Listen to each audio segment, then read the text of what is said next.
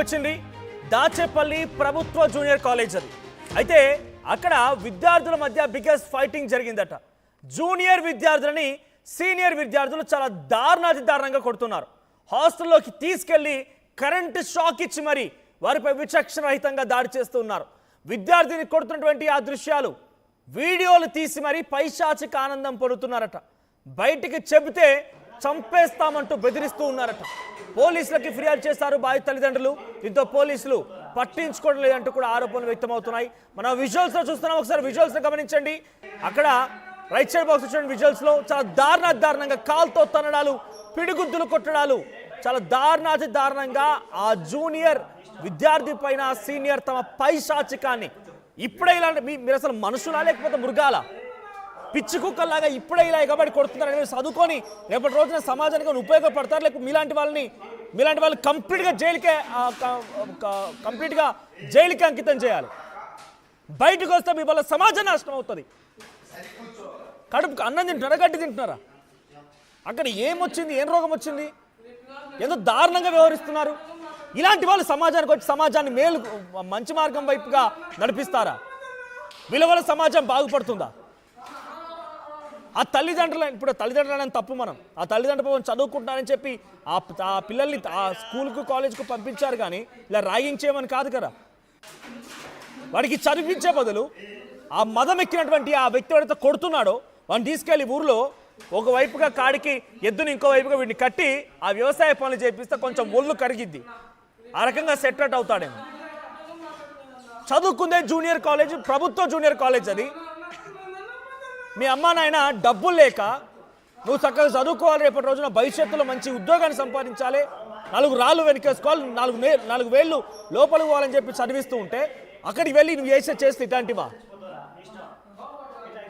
ఈ మాటని అనడంలో కొంత పాపం వాళ్ళ తల్లిదండ్రులకు ఇబ్బంది కలగవచ్చు, వాళ్ళు కూడా ఇబ్బంది పడవచ్చు. బట్ రేపటి రోజున ఇంకెవరైనా ఈ రకంగా చేస్తే వాళ్ళకి తప్పు అని చెప్పి తెలియడం కోసం ఒక పదాన్ని వాడుతున్నాను. బురదలో పంది బత్తు నువ్వు బతున్నావు, ఎందుకు తేడా నాకు అర్థం కావడం లేదు.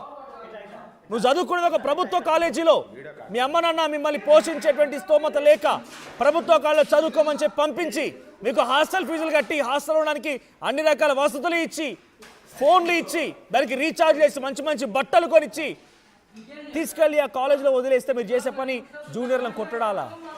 ఇప్పుడు మీ భవిష్యత్తు ఏమవుతుంది? తీసుకెళ్ళి జైల్లో వేస్తారు. రేపటి రోజున మీ నాన్న నలుగురు తలెత్తుకోగలుగుతాడా? కనీసం తలెత్తుకోగలుగుతాడు ఎక్కడైనా? ఇలాంటి వాళ్ళు డెఫినెట్గా సమాజానికి ప్రమాదమే. ర్యాగింగ్ రక్కసి, ర్యాగింగ్ పేరుతోని చిల్లర వేషాలు వేసి పిచ్చి చేష్టలు చేసేవారంతా కూడా డెఫినెట్గా సమాజానికి ప్రమాదమే. పల్నాడు జిల్లా దాచేపల్లి ప్రభుత్వ జూనియర్ కాలేజ్ సంబంధించినటువంటి అంశం గురించి ఇప్పుడు నేను చెప్తున్నా మీకు. సీనియర్లంతా కలిసి జూనియర్లని విచక్షణ రహితంగా కొడుతున్నారట. కరెంట్ షాక్ ఇచ్చి మరి వారిపైన దాడి చేస్తున్నారు. ఇక్కడ విజువల్లో మీరు గమనించండి ఎలా కొడుతున్నారు అనేది. విచక్షణ రహితంగా పిడిగుద్దులు కొట్టడాలు, కాల్తో చేసుకొని చూడండి. ఇక్కడ కిక్ బాక్సింగ్ WWF జరిగినట్టుగా ఆ కొట్టడం ఏంటి, ఆ పిచ్ ఏంటి, కాలు పట్టు అంటున్నాడండి. ఆ విద్యార్థి తప్పేంటి? ఒకసారి ఆ విజువల్ చూద్దాం. మీరే మీ అభిప్రాయం కామెంట్ చేయండి. నాకైతే నిజంగా ఈ విజువల్ చూసినప్పుడు అక్కడ ఏదైనా జరగనివ్వండి, కంప్లైంట్ ఇవ్వండి, తప్పొప్పులా లేకపోతే ర్యాగింగా ఏంటనేది వాళ్ళు తేలుస్తారు. అంటే అక్కడ విద్యార్థి బహుశా ఇప్పుడు ఏం చెప్తారంటే విద్యార్థి తప్పు చేశాడు, ఈ మధ్యలో కాలంలో ప్యాషన్ అయిపోయింది, తప్పు చేశాడు కాబట్టి శిక్షించాడని చెప్పే రకంగా చెప్తూ ఉన్నారు. తప్పే ఒప్పో ఏదో జరిగింది, మీరెవరు చట్టాన్ని చేతిలో తీసుకోవడానికి? ర్యాగింగ్ పేరుతో మన ఆ అబ్బాయిని ఇలా వేధించడం గల కారణం ఏంటి? ఒకసారి విజువల్ చూడండి. నాకైతే ఈ విజువల్ చూస్తే అంటే ఆ వ్యక్తిని నిజంగా జైలుకి అంకితం చేయాలి. ఇక బయటకు వస్తే వీడి సమాజానికి కూడా చీడపురుగనట్టుగానే అర్థమవుతోంది. నాకైతే అటువంటి భావన ఉంది నా పర్సనల్ ఒపీనియన్గా. సో మీ అభిప్రాయం కామెంట్ చేయండి. ఒకసారి వీడియో చూడండి.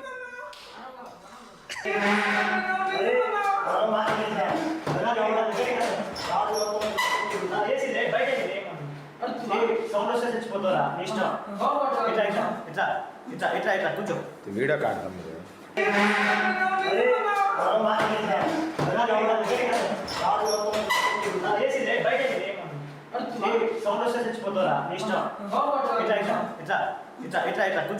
వీడియో కాదు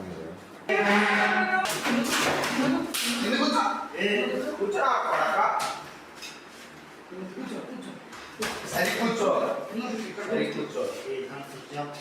ఇంకేం చెప్పా అన్న రేపు నేను ముద్ద మాట్లాడుతున్నాను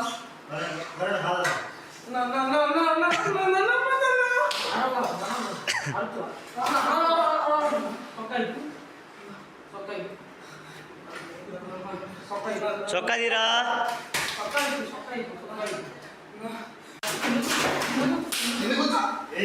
కూర్చోరా కొడక. సరి కూర్చో. సరి కూర్చో. ఇంకేం చెప్పా అన్న రేపు కాదు నేను ముద్దొద్దు మాట్లాడుతున్నాను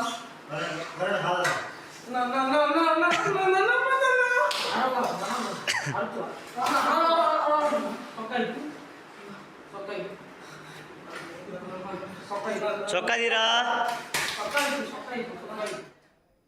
అంటే విజువల్ గమనించండి, చాలా దారుణాతి దారుణంగా కరెంట్ షాక్ ఇచ్చి కొడుతుంటే అన్న వద్దన్న అని చెప్పి కాళ్ళ ఎలా పట్టుకుంటున్నాడు ఆ విద్యార్థి. తను చేసిన తప్పేంటి? మీ పైశాచికం కోసం మీ ర్యాగింగ్ పేరిట ఈ రకంగానే ప్రవర్తించేది. సో డెఫినెట్గా వీళ్ళు బయటకు వస్తే సమాజానికే ఒక మచ్చ తీసుకొస్తారు. సమాజంలో వీళ్ళతో డెఫినెట్గా కొన్ని ప్రమాదాలు జరుగుతాయి. ఎందుకంటే చదువుకునే దశలోనే అది జూనియర్ కాలేజ్లో ఇంటర్మీడియట్ ఫస్ట్ ఇయర్ అంటే సెకండ్ ఇయర్ చదివేటువంటి ఆ విద్యార్థులు మొదటి సంవత్సరం చదివేటువంటి ఆ విద్యార్థి పైన దాడి చేస్తున్నారంటే డెఫినెట్గా రేపటి రోజున సమాజంలోకి బయటకు వచ్చిన తర్వాత వీళ్ళు ఒక ప్రమాదమే అనేది భావించాలి. చదువుకునే వయసులో ఈ రకంగా ఉంటే ఇంకా చదువు బయటకు వచ్చిన తర్వాత రేపు మాపై అయితే రౌడీ షీటర్గా మారిపోతారు అంతా కూడా. ఎంత దారుణంగా అంటే చాలా విపరీతంగా అక్కడ కొట్టే విధానం చూడండి. కాల్తో ఒక వ్యక్తి మొహం పైన వేగ్గా తన్నుతున్నాడంటే ఎంత గాయమై ఉంటుంది, ఎంత నొప్పిగా ఉండి ఉంటుంది ఆ విద్యార్థికి. ఇదా చేసే పని. అయితే బాధిత కుటుంబాలు మాట్లాడాయి. సో ఆ బాధితుల కుటుంబాలు అంటే ఇక్కడ ఎవరైతే ర్యాగింగ్ని ఎదుర్కొన్నారో ఇబ్బందులు పడ్డారో ఆ బాధిత కుటుంబాలు మాట్లాడే వారు ఏం మాట్లాడారో చూద్దాం.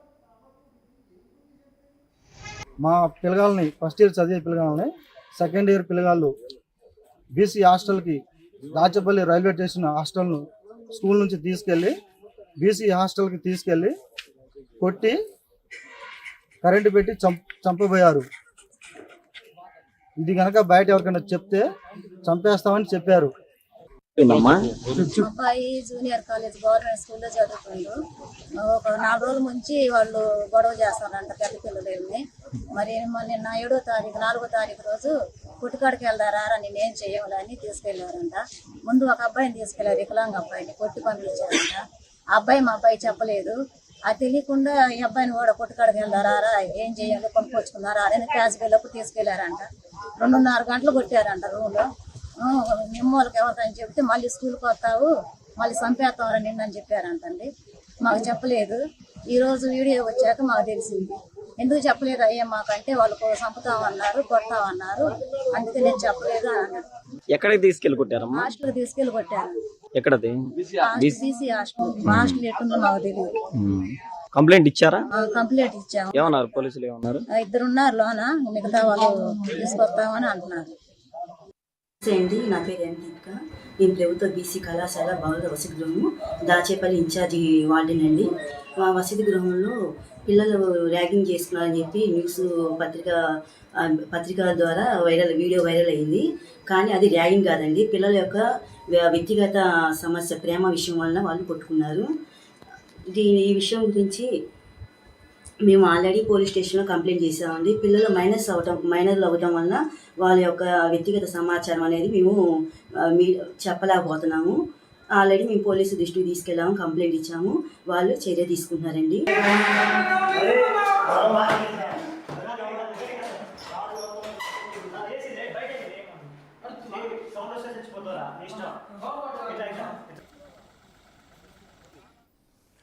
రైట్, వింటున్నారు కదా తల్లిదండ్రులు మాట్లాడేది. తమ బాబుని చంపబోయారు, సీనియర్లు బీసీ హాస్టల్ తీసుకెళ్ళి, అది ప్రభుత్వ కాలేజీలో చదువుతూ ప్రభుత్వ హాస్టల్లో ఉంటూనే నిర్వాకానికి పాల్పడుతున్నారు. ఒక్కసారి తల్లిదండ్రుల గురించి ఆలోచించండి. ఇంటర్మీడియట్ చదివేటువంటి పిల్లలు ఎవరైతే మీ స్తోమత సరిగ్గా లేక జూనియర్ కాలేజీల్లో ప్రభుత్వ జూనియర్ కాలేజ్ చదువుతూ ఉన్నారో అక్కడ